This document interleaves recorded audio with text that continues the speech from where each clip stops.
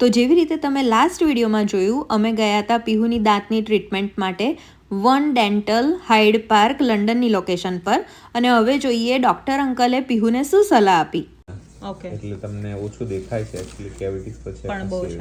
Okay, ડૉક્ટરની જે પણ સલાહ હતી એ અમે ફોલો કરી અને અમે પીહુની ટ્રીટમેન્ટ સ્ટાર્ટ કરી. Don't move, okay?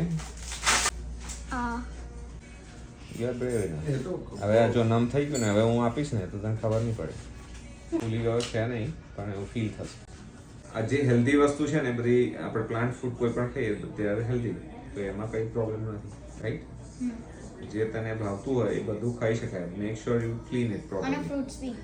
હા, ફ્રૂટ્સ તો હેલ્ધી છે જ. જ્યુસીસ બહારથી જે આવે ને sugary drinks, they are not good. કયા સ્ટાન્ડર્ડમાં ભણે છે આ? દુખે તો કહેજે, હું એડિશનલ દુખે છે થોડું.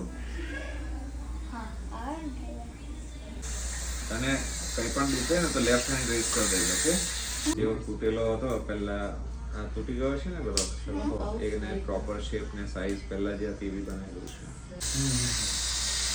મારું વિઝન બહુ લિમિટેડ. ડાન્સનો શોખ છે તને?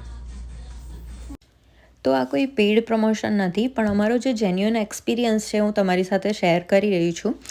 One dental Hyde park location, London Ontario, ત્યાં જે ડૉક્ટર અલ્પેશ પટેલ છે એમણે બહુ જ સારી રીતે સમજાવીને પીહુની ટ્રીટમેન્ટ કરી.